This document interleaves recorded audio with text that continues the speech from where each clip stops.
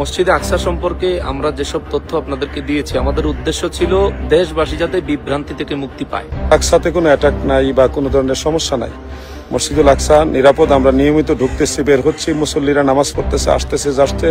আমাদের দেশে মাজারপন্থী কিছু আলেম ইতিমধ্যে ফেসবুকে তোলপাড় করেছে, তারা মসজিদে আকসায় গেছে, ৩-৪ জনে দেখলাম এইরকম করে ছবি তুলছে। দৃশ্য দেখে মনে হয় এই মাত্র তারা জিহাদ করে মসজিদে আকসাকে উদ্ধার করলেন, ঠিক কিনা?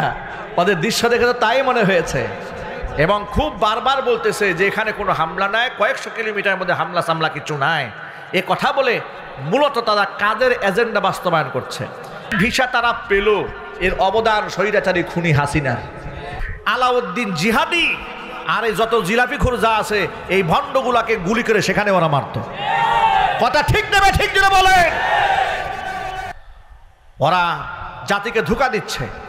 মসজিদে আকসার সামনে গিয়ে ছবি তুলে বলতেছে এখানে কোনো গ্যাঞ্জাম নাই, সব নিরাপদ আছে, আলহামদুলিল্লাহ খুব ভালো আছে। আর বাবা, মসজিদে আকসা যে ভালো আছে তোমার তো কেউ জিজ্ঞেস করে মসজিদে আকসা কেমন আছে? আর মসজিদে আকসায় তো এই মুহূর্তে হামলা হয় নাই, মসজিদে আকসা নিয়ে তো কেউ কথাও বলে নাই। যদি কেউ দুই একটা কেউ কথা বলে থাকে তা ব্যক্তিগত বলেছে। সাধারণ নাগরিক মসজিদে আকসায় এসে স্বাধীনভাবে নামাজ পড়তে পারে না। 6 মাসে 1 বছরে পারমিশন পায় 5 মিনিট 10 মিনিটের জন্য, আর সেখানে উনি গিয়ে খুব উল্লসিত আনন্দিত যে আমি পারমিশন পেয়ে গেছি। কি বুঝাইলে এটা দিয়া? এটা দিয়া গোটা জাতিকে কি মেসেজ দিয়েছ? গোটা জাতিকে বিভ্রান্ত করবে না তোমরা। তোমরা যে জাতীয় ভণ্ড এটা গোটা জাতি আগে থেকেই জানে, ঠিক কিনা? চিল্লায় বলতে হবে, বলেন ঠিক কিনা বলেন। আমি আমার সকল ভাইদেরকে বলছি, ভাইয়ের আমার, এই জন্য ভণ্ডদের কথায় বিভ্রান্ত হওয়ার কোনো কারণ নাই, খুব বেশি খুশি হওয়ার কোনো কারণ নাই যে মসজিদে আকসার মধ্যে হামলা হয় নাই, খুব ভালো আছে তারা, খুব ভালো আছে তারা, খুব আদর আপ্যায়নের মধ্যে আছে। আচ্ছা, ওদেরকে যে খুব আদর আপ্যায়ন করে মসজিদে আকসার দেখতে দিল, কারা দিয়েছে? সুতরাং ভণ্ডদের ব্যাপারে আমাদের সতর্ক থাকতে হবে। ওরা দেশে থাকা অবস্থায় মাজার পূজা করে মানুষের ঈমান চুরি করে। কথা কোন ঠিক কিনা বলেন? ভাইদেরকে বলছি, ভাইয়েরা আমার, ভয়ের কোনো কারণ নাই। কোরআন শরীফ থেকে একটা আয়াত শোনেন, আল্লাহ পাক বলছেন, ওয়ালাউ আন্না আহলাল কুরা আমানু ওয়াত্তাকাউ লাফাতাহনা আলাইহিম বারাকাতিম মিনাস সামাই ওয়াল আরদ ওয়ালাকিন কাযযাবু ফাআখাযনাহুম বিমা কানু ইয়াকসিবুন। জনপদের লোকেরা যদি আমি আল্লাহর উপর ঈমান আনে এবং তাকওয়া ভিত্তিক জীবন যাপন করে, লাফাতাহনা আলাইহিম বারাকাতিম মিনাস সামাই ওয়াল আরদি, আসমান এবং জমিনের রহমতের বরকতের দুয়ার তাদের জন্য আমি আল্লাহ উন্মুক্ত করে দেব। তাকওয়া যদি অন্তরে থাকে, আল্লাহ তাআলা আমাদের ঈমানের শক্তি বৃদ্ধি করে দেন। জোরে কোন আমিন, আর জোরে কোন আমিন। আমাদের ভয়ের কোনো কারণ নাই, আমাদের কোনো ক্ষমতা নাই। আমাদের একটা ক্ষমতা আছে, সেই ক্ষমতার নাম হচ্ছে ঈমান। ক্ষমতার নাম কি? ঈমান। এবং সাথে সাথে আরেকটা কথা মনে রাখতে হবে, আমাদেরকেও কাফের মুশরিকদের সাথে লড়াই করার জন্য প্রস্তুতি গ্রহণ করতে হবে। অস্ত্রে শস্ত্রে আমাদেরকে সুসজ্জিত হতে হবে। এটা আল্লাহর কোরআনের নির্দেশ। শুধু জায়নামাজ আর তাসবিহ নিয়ে কাফেরদের সাথে লড়া যাবে না। শুধুমাত্র দোয়া আল্লাহ রাসূল করেন নাই, আল্লাহর নবী নিজে হাতিয়ার গ্রহণ করেছেন। কোরআন মাজিদ আল্লাহ রাব্বুল আলামিন সূরা তাওবাতে স্পষ্ট বলে দিয়েছেন, সূরা আনফালে বলেছেন, ওয়া আইদ্দু লাহুম মাসতাতা'তুম মিন কুওয়া ওয়া মিন রিবাতিল খাইল তুরহিবুনা বিহি আদুওয়াল্লাহি ওয়া আদুওয়াকুম। তোমরা প্রস্তুতি গ্রহণ করো তোমাদের শত্রুদের বিরুদ্ধে লড়াই করার জন্য। তোমরা প্রস্তুতি গ্রহণ করো। তোমাদের প্রস্তুতি হচ্ছে জিহাদের ময়দানে হাতিয়ার গ্রহণ করবে। তোমরা চিহ্নিত ঘোড়া, যে ঘোড়ার উপর সওয়ার হয়ে তোমরা কুফফারদের বিরুদ্ধে লড়াই করবে। মির রিবাতিল খাইল, ঘোড়াগুলা প্রস্তুত করবে। বর্তমান তো ঘোড়ার জামানা নাই। আর আমার বোমাগুলা সব গুদামে জমা থাকে, তাহলে এই বোমার কোনো মূল্য আছে? বোমার কোনো মূল্য নাই। অস্ত্র দিয়ে আল্লাহ পাক বলছেন, তুরহিবুনা বিহি আদুওয়াল্লাহি ওয়া আদুওয়াকুম। তোমরা এর মাধ্যমে আমি আল্লাহর শত্রু, তোমাদের শত্রু যারা, তাদেরকে তোমরা ভয় দেখাবে। আমাদেরকে আগে থেকেই জিহাদি জঙ্গি এগুলা বলে বলে আমাদেরকে অস্ত্রের ট্রেনিং থেকে কাফেররা দূরে রেখেছে। আর আপনি আজকে 2টা লাঠি নিয়ে এখানে একটু ট্রেনিং করেন, কালকে কবে যেখানে জঙ্গিবাদের উত্থান হয়ে যাচ্ছে। কারা শিখাই দেবে?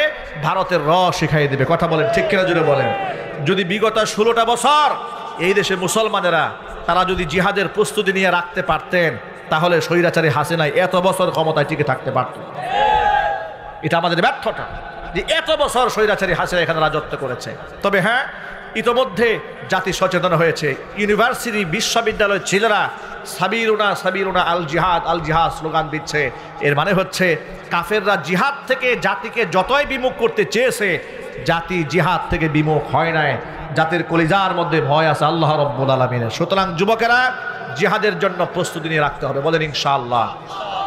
5 ওয়াক্ত নামাজ বা জামাত আদায় করব, সুন্নাহ ভিত্তিক জীবন যাপন করব, মা বোনদেরকে পর্দায় রাখব, হালাল রুজি রোজগার গ্রহণ করব এবং প্রত্যেকটা মুমিন মুসলমান আল্লাহর পথে জীবন সঁপে দেওয়ার জন্য প্রস্তুতি নিয়ে রাখতে হবে। যুবকেরা পারবো না ইনশাআল্লাহ? আরে বাবা, মরতে তো হবেই।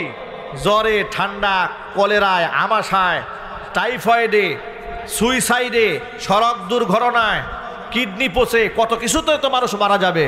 আমরা সেভাবে মরতে চাই না। আমরা আল্লাহর পথে লড়তে লড়তে আমরা মরতে চাই।